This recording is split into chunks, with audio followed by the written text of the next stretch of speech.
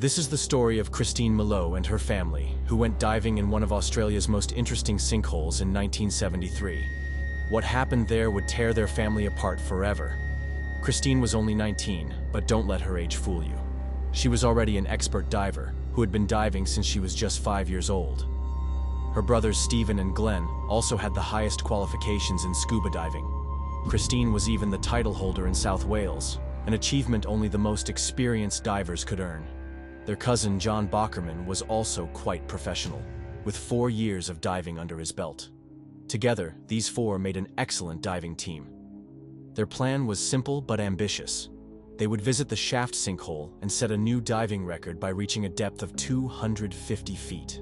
The shaft sinkhole has an interesting history. It was located on land between Mount Gambier and the ocean, owned by dairy farmers. The discovery of this sinkhole happened completely by accident. One day, a farmer was walking his horse across the land when suddenly the horse fell into a hole that the farmer had never noticed before.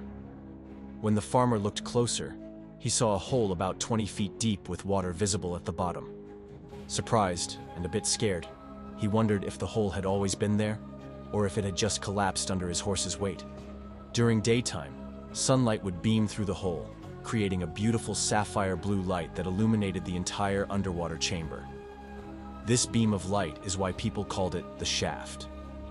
All those stones the farmer threw ended up making a pile about 60 feet deep from the water's surface. This rock pile became a useful landmark for divers, helping them identify the area. From this rock pile, 2 tunnels branched out in opposite directions. One tunnel went southwest, reaching about 260 feet deep. The other tunnel headed northwest and went down to an amazing 407 feet. By 1973, more than 8,000 people had already dived in this sinkhole. Most divers believed the northwest tunnel was bottomless because no one had ever reached its end. That day, all 9 divers, including the Millot family, came to set a new record by diving to a depth of 250 feet. They were going to a part of the cave where there was no light at all, pitch black with almost zero visibility, and full of dangers they weren't aware of. The team set up a tripod outside the sinkhole and lowered a rope to help them go in and come out. One diver stayed up top to manage supplies and safety, while 8 divers descended into the water chamber. Among them was Robert Smith, president of the diving club, who had visited the shaft more than 20 times. However, Robert didn't know about Christine and her family's plan to set a new record. The original plan was simple. Everyone would only go to a depth of 200 feet, staying close to the main chamber where that blue beam of light could guide them. They were so confident in this plan that they didn't even bring another rope for extra guidance. The truth is, this group didn't have any official plans. There was no leader, no coordination, and no clear plan between any of them. Cave diving was still quite new at that time, so proper safety protocols hadn't been established yet. Most dangerously, none of them had experienced diving in actual caves. They had only dived in open water with clear visibility. In cave diving, everything is different. Orientation is difficult, visibility is poor, and dangers multiply. At first, everything went normally. Everyone passed the rock pile area, and Christine, Stephen, John, and Gordon moved ahead into the northwest tunnel. They were determined to reach 250 feet and set their record. What they didn't fully understand was the limitation of their equipment. In 1973, divers used regular air cylinders, not the special mixed gas cylinders that would come later. This created a serious limitation. The deeper they went, the more they risked something called nitrogen narcosis. Nitrogen narcosis happens when pressure increases in a diver's air cylinder as they go deeper. The nitrogen in the air dissolves into the diver's bloodstream, causing effects similar to alcohol intoxication, dizziness, and impaired judgment. This condition becomes especially dangerous at depths beyond 200 feet. At a depth of 180 feet, Robert Smith started feeling the effects of nitrogen narcosis. Being experienced, he immediately recognized what was happening and signaled to the others that he was returning to the main chamber. Glenn tapped Christine's shoulder, telling her they should go back too, but Christine refused. She was determined to reach 250 feet. Glenn decided not to worry about his sister and followed Robert back to safety. Just 8 minutes after Robert reached the safe area, Glenn joined him. Shortly after, Reynold and Peter also returned because their cylinders were running out of oxygen. Robert asked them about the rest of the team. Peter said he had seen them coming behind him and thought they were heading back too. That's when everyone realized the terrible truth. Christine, Stephen, John, and Gordon were still inside, and by now they must have run out of air. In a panic, Glenn grabbed a fresh cylinder and quickly descended to a depth of 225 feet. When he reached a ledge down there, all he found was Stephen's camera and flashlight lying on the floor. The worst had happened, and Glenn knew it. Christine, Stephen, John, and Gordon had likely died.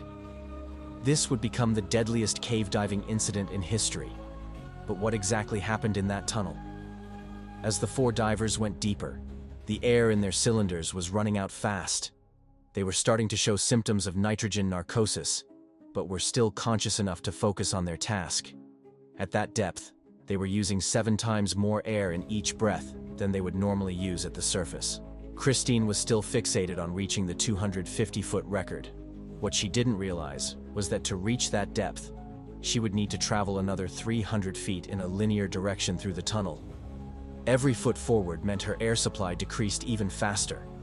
Then they encountered a problem they hadn't anticipated: silt. As they moved through the tight space, their movements stirred up the fine sediment at the bottom of the cave. This dust refused to settle, and visibility quickly dropped to 0. They couldn't see anything beyond their own hands. Christine finally realized she wouldn't be able to reach 250 feet. Their only option was to turn back, but this wasn't as easy as it sounded. In the silted water, she couldn't figure out which direction would lead back to the rock pile area. Making matters worse, the sky above had become cloudy, cutting off the beam of light that normally illuminated the main chamber. With oxygen levels dangerously low, Christine made a desperate attempt to escape the silty water by swimming straight up to the ceiling. Gordon did the same thing. In their panic, both were shining their flashlights in all directions, trying to find the right way out. Gordon hurt himself on the rough stone ceiling during this frantic search. Imagine being completely trapped. Rock walls on all 4 sides, underwater, in complete darkness, with dust everywhere and no visible exit. Their panicked movements used up what little air remained in their tanks even faster. Eventually, Christine and Gordon both stopped holding on to each other. They realized there was nothing more they could do.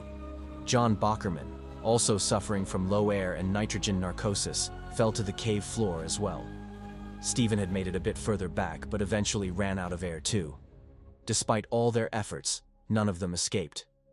When Glenn came looking for them, he only found Stephen's camera and flashlight. All 4 divers had perished in the darkness. The next day, police came to recover the bodies.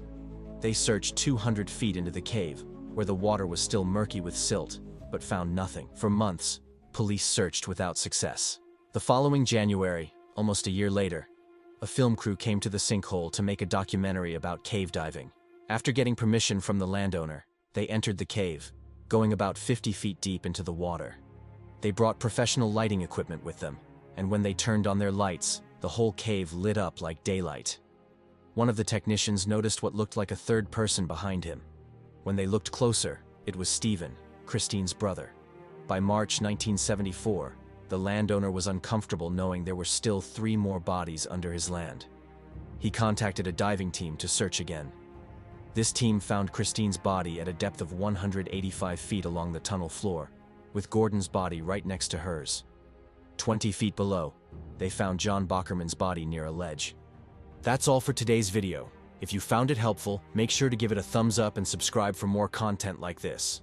Drop your thoughts in the comments. I read every single one. And don't forget to hit the bell icon so you never miss an upload. Thanks for watching, and I'll see you in the next one.